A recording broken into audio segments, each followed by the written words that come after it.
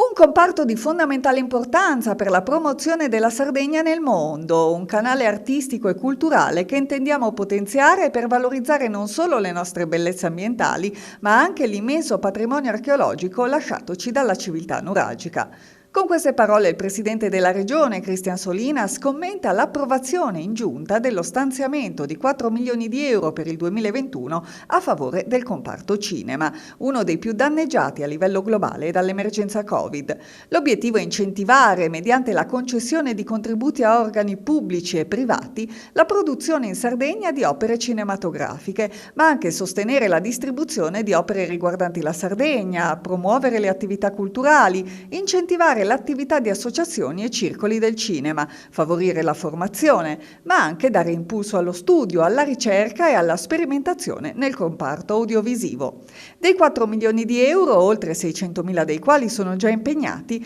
altri 880.000 andranno al bando per la promozione della cultura cinematografica, mentre 400.000 euro verranno impegnati per l'esercizio cinematografico, quindi cinema, per incoraggiarli alla ripresa in considerazione delle spese sostenute durante l'emergenza Covid e dei mancati incassi. Sul fronte promozione della cultura cinematografica saranno concessi contributi annuali ai singoli progetti che mirano a promuovere il cinema, quali festival, rassegne, premi, seminari. Altra voce, 210.000 euro, viene destinata ai lungometraggi opere prime. Inoltre l'assessore Andrea Biancareddu ha annunciato che a breve si avvieranno i lavori per un nuovo atto di indirizzo amministrativo contenente una serie di linee guida per fronteggiare la prosecuzione dell'emergenza Covid, stilato tenendo conto delle richieste avanzate dagli operatori del comparto audiovisivo.